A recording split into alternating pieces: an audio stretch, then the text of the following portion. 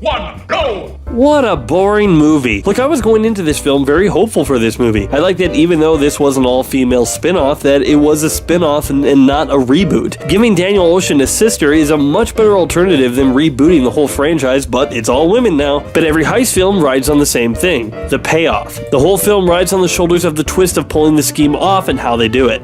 Here, the scheme is to steal a diamond necklace off of the neck of a movie star. Now, I don't want to compare it to the original too much, because that's not really fair, but compared to breaking into a high-security vault with motion sensors, cameras, and a dozen other things going on, that's kind of a low bar. The acting from all the actresses are pretty hit and miss. The biggest hit, I would say, is Anne Hathaway, who plays the actress that they are stealing the necklace off of. Her portrayal of an actress who is acting dumber than she really is actually quite interesting. I was very interested in what the film was doing with her character. The Helen Bonham Carter and Rihanna and Mindy Kaling and that one woman whose name looks like someone just hit their fist on the keyboard to spell their name, they're more misses. They don't really have a lot of personality, and they try to make Rihanna's character cool, but she ends up just coming across as bland. Helen Bonham Carter's character is too inexperienced for something like this. Like, they put a lot of faith in someone who has never done this before. She's just in the right place and doesn't really gel. And the other ones that I haven't talked about, they don't really have any too defining characteristics. They're just there. Now, Sandra Bullock actually does an okay job. When the movie started with her parole hearing,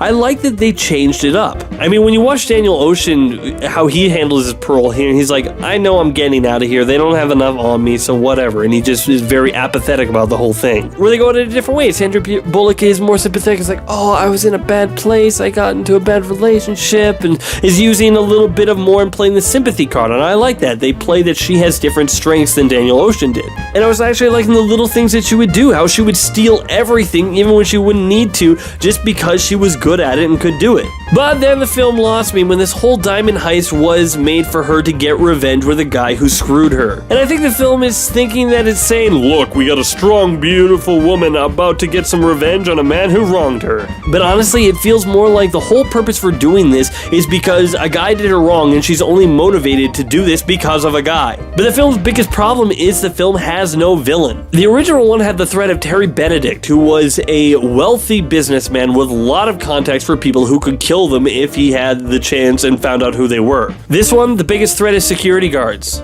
I mean, even the guy that she is setting up at the end, he's not really part of it. I mean, he's just at the event. He has no real part in the diamonds themselves. And then, right out of nowhere, James Corden shows up and blows whatever atmosphere this film had right out of the water. And look, I like James Corden, but he makes no attempt to match the tone that this film is trying to achieve, and he just overhauls the whole film and has this weird, awkward tone that honestly feels like he's just doing one of the bits on his show. And he comes, does that for 5 minutes, and just leaves, and everything he did just feels pointless. But the biggest problem is the payoff. You know, a good heist movie will cleverly hide it, but leave you subtle hints. This one doesn't really do that. Plus, they don't tell most of the crew what the extra scheme is, which makes no sense, and it just comes out of nowhere. I mean, seriously, it's like they just say, oh, by the way, we also store more than you thought we did.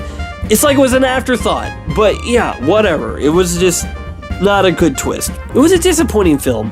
Not sure if I dislike it more than Ocean's 12, but if I was to rank the 4 Ocean's films, okay, the 4 films since the original, like, you know, I'm not counting the original, but in the end, if I was to rank it out of the 4, I would either rank it 3rd or 4th. And so, in the end, I'm giving Ocean's 8 a 4 out of 10. It wasn't horrible, but it wasn't great either. In the end, I just think that this wasn't a great heist film. So, for me, it just really didn't break the bank. P.S. A quick little spoiler alert, so ignore this part if you haven't seen this movie but you want to. But the Amazing Yen got shafted. I mean, he stole 90% of those diamonds, and yet they never say that he got a cut. So all the women get paid, and the man who did all the work never gets it. Oh, never mind. I get what they're trying to do. Never mind.